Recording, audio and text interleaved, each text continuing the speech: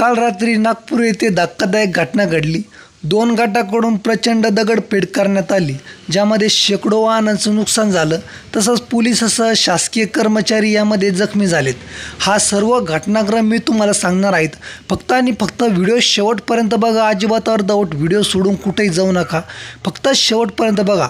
तर छत्रपती संभाजीनगर येथील खुलताबाद येथे असलेल्या औरंगजेबाची कबर हटवण्याच्या मुद्द्यावरून राज्यातील राजकीय वातावरण चांगलं काही दिवसापासून तापलेलं आहे। महाराष्ट्रातून औरंगजेबाची कबर हटवा, अन्यथा बाबरीची पुनरावृत्ती होईल असा इशारा विश्व हिंदू परिषदेसह बजरंग दलाने दिला आहे। याच पार्श्वभूमीवर नागपुरात देखील विश्व हिंदू परिषदेसह बजरंग दलाने काल आंदोलन केलं।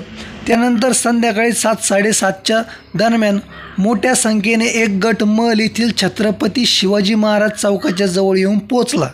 या गटाने घोषणाबाजीला सुरुवात केली। त्यानंतर घोषणाबाजी सुरू असतानाच परिसरातील दुसऱ्या गटाने घोषणाबाजीला सुरुवात केली। त्यानंतर येथे पोलिसांनी धाव घेतली। घटनास्थळी पोलिसांनी दोन्ही जमावाला पांगवण्याचा प्रयत्न केला, परंतु कालांतराने ही बाब वाऱ्यासारखी पसरली। त्यानंतर त्या ठिकाणी अनेक इतरही तरुण येऊन मोठ्या प्रमाणामध्ये गर्दी झालीत। या गर्दीला या जमावाला पांगवण्यासाठी पोलिसांनी प्रयत्न केले असता या जमावाने पोलिसावर दगडफेक केली। त्यानंतर पोलिसांनी अधिक मोठी संख्या कुमवत मागून मुख्य रस्त्यावर परिस्थिती नियंत्रणात आणली। मात्र हा जमाव परिसरातील छोट्या गल्लीबोळात पोहोचला। यावेळी या जमावाने नागरिकांची उभी असलेली वाहनांची तोडफोड केली, तसंच काही वाहने जाळण्यात आली। पोलिसांनी ही परिस्थिती नियंत्रणात आणण्यासाठी कॉम्बिन ऑपरेशन सुरू करत जवळजवळ 80 दंगलखोरांना अटक केली।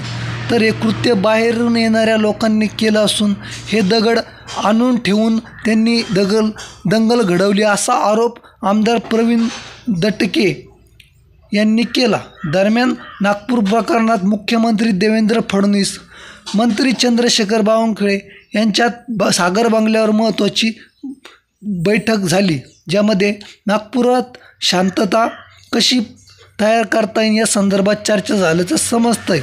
दंगल प्रकरणात सरकारची कडक भूमिका असून कोणाला सोडणार नाही।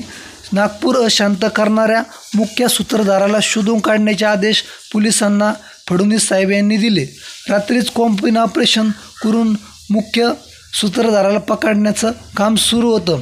यावेळी चंद्रशेखर बावनकुळे व फडणवीस यांच्या बैठकीनंतर चंद्रशेखर बावनकुळे हे नागपूरच्या दिशेने रवाना झाले असून आज ते घटनास्थळी दाखल होऊन सर्व परिस्थितीचा आढावा घेणार आहेत, ज्यामध्ये किती नुकसान झालं याचासुद्धा आढावा घेतला जाणार आहे।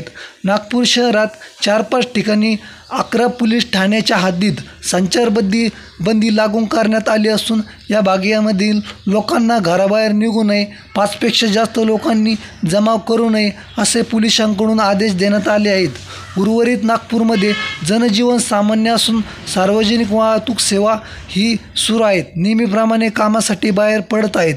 अद्याप नागपूर शहरातील वातावरण तणाव कायम असल्याचं दिसत आहे। तर अशा प्रकारे हा सर्व घटनाक्रम असून आता यामध्ये नेमकं सरकार काय भूमिका घेतं, मुख्य सूत्रधार या पाठीमागे कोण, तसंच यामध्ये कोण आरोपी सहभागी होते याची आपण तुम्हाला पुढील व्हिडिओमध्ये सर्व माहिती देणार आहेत।